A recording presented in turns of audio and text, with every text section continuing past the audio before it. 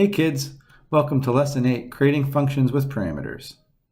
Today we're going to be learning about defining functions with parameters. Let's see what the instructions say. This time you're going to write your own function with parameters to complete an image. The function calls to draw triangle have been placed at the top of the program, but the function itself needs to be defined. The program should draw like this. Let's take a look. Okay, I have two triangles, two different sizes. They both seem to be pointing left. Okay. Let's see what else we have here.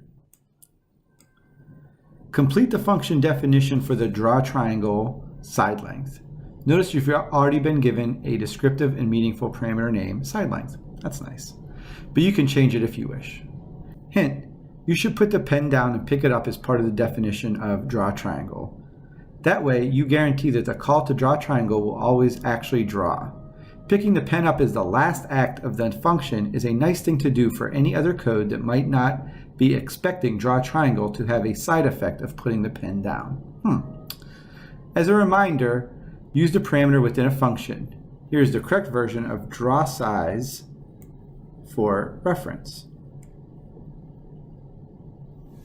Okay, we got some code here. Let's take a look. All right.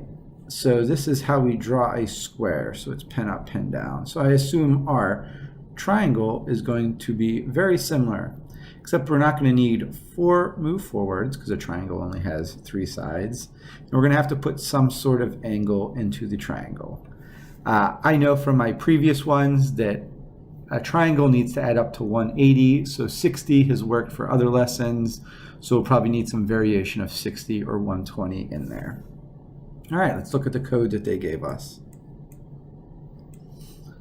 All right, so far we have a pen up, move to a spot, draw a triangle, a length of 100, move to another spot, draw a triangle of 150.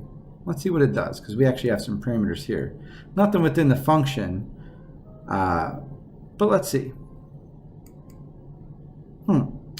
So it just kind of moved around to a bunch of spots. Not really helpful. Doesn't really look like what the instructions say. But our hint here has us going pen down, pen up, and some move forwards in there. So let's try that.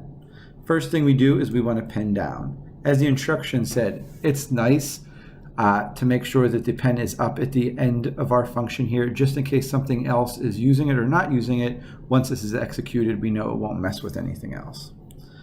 So in this one, we're going to move forward. Now this is going to be side length here, because we want to put our parameter in there. Next, we are going to turn, this one is actually going to be left, because remember, our triangles actually move towards the left. So an angle. I'm going to go with 120 on this one, since 60 was the one for the right end of the triangle. This will probably be that. Let's do some copy and paste some code. 3 times, triangle has 3 sides. And then let's finish up with our pen up.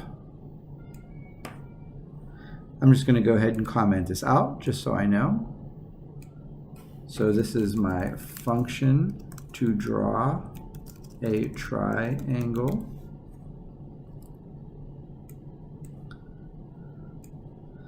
And here is my setup and call. All right. Let's hit reset and run and let's see what happens. Well, there you go. That drew 2 triangles. Looks pretty similar to the example here. My code looks fairly similar to the example that they gave us there. I did everything that they wanted.